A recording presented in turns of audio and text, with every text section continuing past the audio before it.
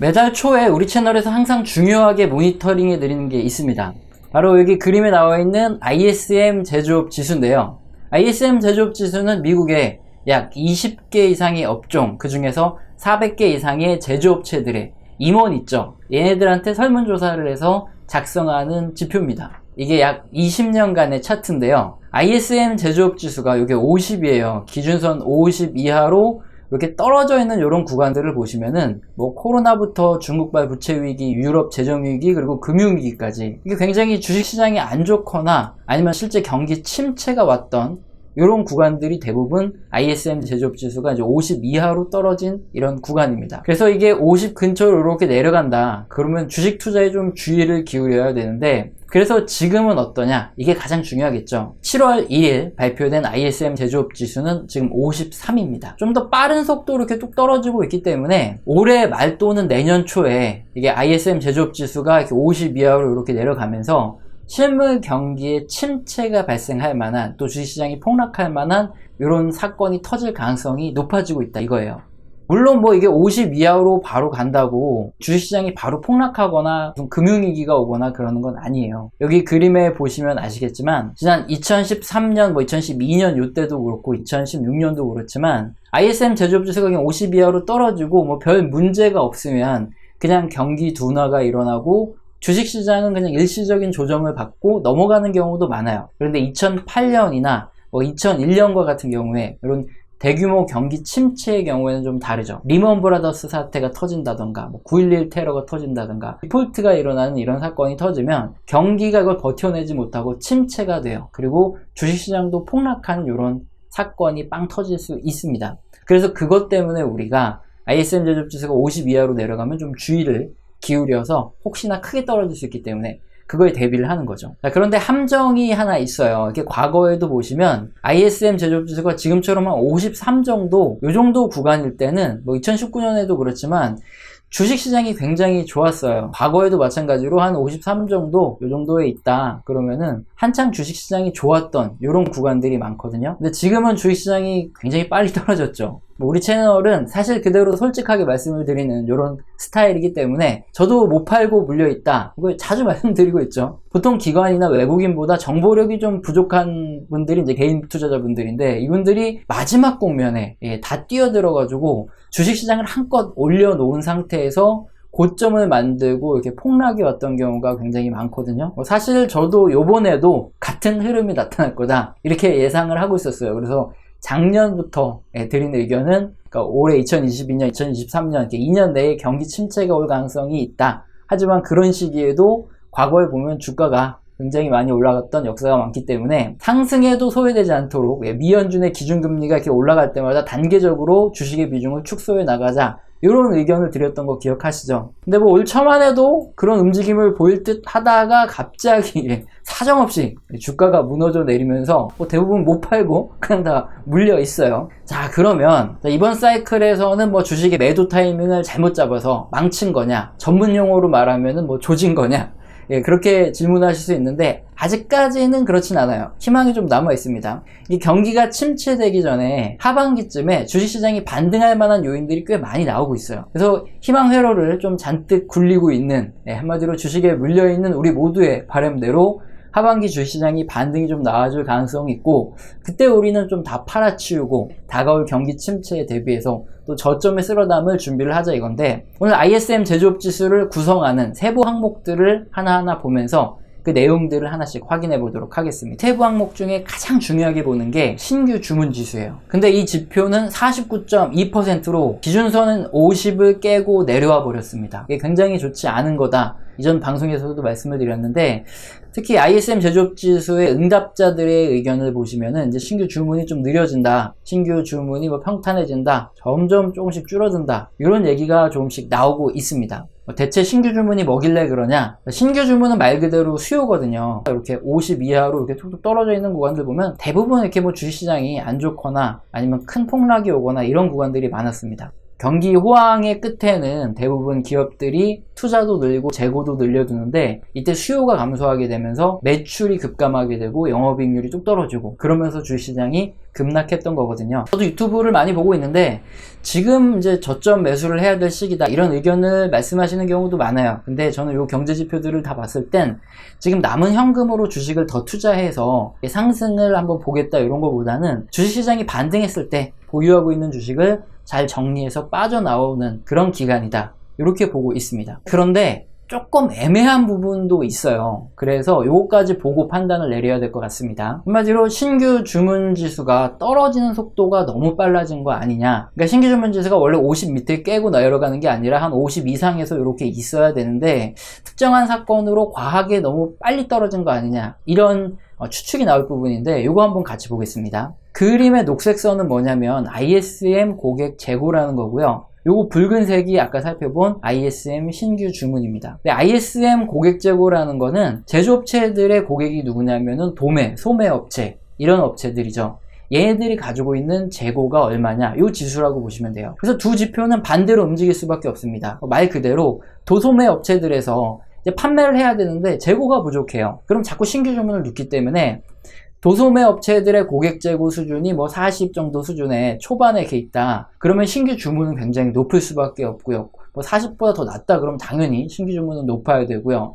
반대로 ISM 고객 재고 요 녹색 지수가 한 50을 넘어가는 국면들을 살펴보시면 대부분 50을 넘어가는 국면에서는 붉은색의 ISM 신규 주문 지수가 50 이하로 떨어져요. 즉 고객 재고가 한 50 정도는 넘어야, 그러니까 고객 재고가 충분하니까 신규 주문을 안 넣기 때문에 ISM 신규 주문 지수가 50 이하로 떨어질 수 있다는 건데 지금은 좀 이상한 일이 벌어지고 있다는 거죠. 제조업 고객 재고를 확대해서 보면 지금 35.2예요. 지금 역사적으로 굉장히 낮은 수치다 하는 게 40이거든요. 근데 그거보다 더 낮은 수치에 지금 머무르고 있습니다. 아직도 이제 상점이라든가 이제 소매업체에 가보면 품절이라고 하죠. 뭐 사이즈가 안 맞거나 아니면 더 살 수 없는 이런 재고가 부족한 상황이 계속 나타나고 있다는 겁니다. 자, 그런데 과거 2001년도 보시면 그렇고 2008년도 보시면 그렇지만 이 녹색의 뭐 코로나 때도 마찬가지예요. 녹색의 고객 재고가 대부분 다 50을 뚫고 넘어가는 아니면 50 근처에 와 있던 이런 국면들에서 경기 침체나 뭐 폭락이 왔었는데 지금은 말도 안 되게 고객 재고가 낮은데 불구하고 신규 주문이 떨어졌다는 거죠. 50 이하로. 자, 이런 경우에는 지표들 간의 논리관계가 부족하다, 논리관계가 맞지 않다고 얘기하는데 대부분 일시적인 어떤 사건에 의해서 지표가 뭐 과하게 떨어진 경우가 많아요. 그래서 지금 신규 주문이 너무 과하게 떨어졌다 이렇게도 볼 수 있다는 거죠. 다음 그림을 보면은 여기에 노란 선이 뭐냐면은 소매 판매입니다. 실질적으로 막 사람들이 어느 정도 소비를 하냐 이런 것들이겠죠. 그래서 소매 판매의 증감률이고 이 푸른 선이 개인소득 증감률이에요. 장기적으로 보시면은 특수한 경우를 제외하고는 대부분의 경우에 소매 판매와 뭐 개인소득이 앞서거니 뒤서거니 하면서 거의 좀 유사하게 움직일 수밖에 없습니다. 이건 뭐 너무나 당연하겠죠. 뭐 돈이 있어야지 소비를 하든 말든 할 거 아니에요. 그렇죠? 그래서 소득이 늘어나야 소비가 되는 건데 여기 보시면은 개인소득 지표를 이렇게 한 지표만 쭉 보면 재난지원금이 이제 2020년부터 2021년까지 나오면서 일시적으로 소득이 크게 증가했던 구간들이 있는데 이 구간을 빼고 나면은 이렇게 그냥 꾸준하게 미국인들의 개인소득이 증가를 하고 있어요. 근데 여기 보시면 2020년 코로나 때는 개인소득이 감소를 하죠. 자, 이 말은 뭐냐면은 구조적으로 개인소득이 감소하면 앞서 살펴본 대로 소매 판매가 감소할 수밖에 없죠. 그러니까 구조적으로 그렇게 소비가 떨어지는 국면에서는 수요 감소의 국면이 터지는데 지금은 개인소득을 봤더니 개인소득이 이제 일정하게 늘어나고 있는 아주 뭐 떨어지거나 그런 국면이 아니라는 거죠. 그래서 구조적으로 뭐 소비가 감소하는 이런 국면은 아닌데 자, 그럼 뭐가 문제냐? 최근에 미시건대 소비자 심리지수가 또 막 50 수준으로 이렇게 급락을 했죠. 그 이유가 뭐냐면은 가솔린 가격이죠. 이게 붉은 선이 크루드 오일, 그러니까 WTI 국제유가고 푸른 선이 미국의 가솔린 가격인데 4월부터 이렇게 쭉 국제유가와 함께 올라가다가 거의 5달러를 넘어서면서 이제는 이제 소비 못하겠다. 그러면서 소비자 심리지수가 급격하게 떨어진 게 이제 가솔린 가격이 급등했기 때문에 이 원인이 나왔고 응답자들의 의견 대부분이 가솔린 때문이다 이렇게 얘기를 했었거든요. 근데 최근에 차트 보시면은 푸른색의 가솔린 가격이 고점 찍고 떨어지고 있고 국제유가도 같이 떨어지고 있어요. 5월 한 말 정도에서 한 중순 넘어가는 요 수준까지 떨어졌는데 앞으로도 가솔린 가격도 그렇고 유가도 계속 떨어질 거라는 의견이 많아요. 이게 뭐 4월 정도까지 뭐 5월 초까지 이렇게 떨어지게 되면은 다시 과하게 떨어졌던 소비자 심리 지수도 이렇게 그 정도 수준으로 이렇게 올라오고, 그럼 과하게 떨어졌던 신규 주문조차도 이게 사실상 뭐 50 이상에서 이렇게 천천히 떨어져야 되는데, 이게 과하게 떨어졌던 게 다시 또 이렇게 올라온 다음에 이렇게 다시 또 천천히 떨어지는 이런 흐름으로 가지 않겠느냐, 이런 의견이 많다는 거죠. 자, 그래서 일단 우리는 ISM 신규 주문 지수가 어쨌든 49.2%, 50을 깨고 하락한 상황은 맞죠. 그러니까 향후 1년 내에 경기 침체 가능성이 높다, 이렇게 보고 추가적으로 여기서 주식 투자를 더 할 시점은 아니다, 향후 주식시장의 반등 구간에 가지고 있는 주식을 매도할 시점이다, 이 의견은 계속 유지하는데요. 하지만 ISM 신규 주문 지수가 이렇게 아까 살펴본 대로 과하게 좀 떨어졌을, 일시적으로 그럴 가능성도 있기 때문에 제가 이 부분 감안하고 지속적으로 모니터링을 해서 설명드리도록 하는 걸로, 계속 추적 관찰을 하는 걸로 하고 넘어가도록 하겠습니다.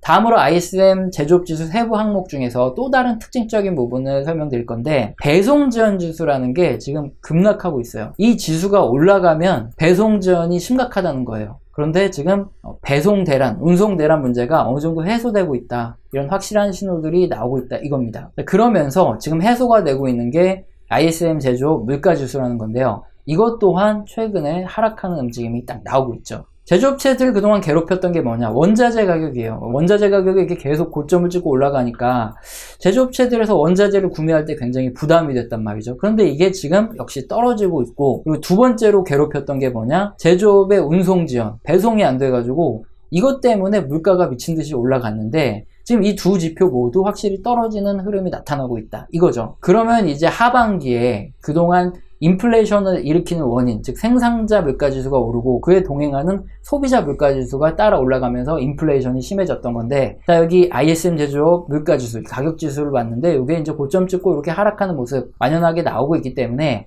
자, 하반기에는 이제 인플레이션을 일으키던 원인들 두 가지가 해소되고, 그럼 생산자 물가지수, 소비자 물가지수 좀 떨어지면서 인플레이션이 연말로 가면서 좀 잡힐 가능성이 점점 높아지는 이런 모습들이 나타나고 있죠. 인플레이션이 잡히면 미 연준도 금리 인상 속도를 좀 줄일 수 있겠죠. 그래서 0.25로 이렇게 올린다던가, 아니면 인플레이션이 확 잡혔다 그러면은 금리를 더 이상 올리지 않게 되니까. 그리고 기업의 입장에서도 그동안 운송 비용이 증가했고, 그 다음에 인플레이션 때문에 원가가 증가했는데 이 부분이 동시에 떨어지니까 기업의 이익도 증가할 수 있다. 이런 기대감이 커지면 주식시장이 단기적으로 하반기에는 반등할 가능성도 굉장히 높죠. 그래서 하반기 주식시장이 이렇게 반등할 게 나오면은 이제 팔자, 이건데, 어쨌든 오늘은 중요한 지표인 미국 ISM 제조업 지수를 확인해 봤습니다. 네, 세부 지표에서 장기적으로 실물 경기가 정점을 지나서 좀 둔화를 갈 수 있는 이런 단계다. 신규 주문 지수도 이렇게 떨어지고 있고, 그렇기 때문에 뭐 큰 흐름에서 주식의 비중을 점점 줄여나가야 될 시점은 맞지만, 단기적으로 하반기에는 물가가 잡히면서 생산자 물가지수도 좀 떨어지고 소비자 물가지수도 떨어지면서 인플레이션이 안정화될 수 있는 이런 요인들도 나타나기 때문에 역시 하반기 주식 반등의 가능성도 보여지고 있죠. 많은 분들이 그렇지만 저도 역시 뭐 물려있기 때문에 객관적이려고 노력은 하는데 굉장히 주관적일 수도 있다는 점 일단 감안하시고 들으셔야 되고, 우리 모두의 염원대로 하반기엔 좀 주식시장이 쭉 반등을 해줘서 우리가 또 매도할 수 있는 이런 기회가 나오고 그때 잘 털고 나왔으면 좋겠습니다. 우리 채널에서는 가끔 후원 주시는 아주 감사하신 분들이 계십니다. 근데 감사하다는 말로 때우지 않죠. 한 달 교육을 진행하고 있기 때문에 영상 설명란 꼭 읽어보시고요. 해당되신다 하시는 분은 꼭 메일 주시고 한 달 교육 받아보시기 바랍니다. 오늘 영상도 마음에 드셨다면 구독과 좋아요는 꼭 눌러주시고 지속적인 시청 부탁드립니다. 감사합니다.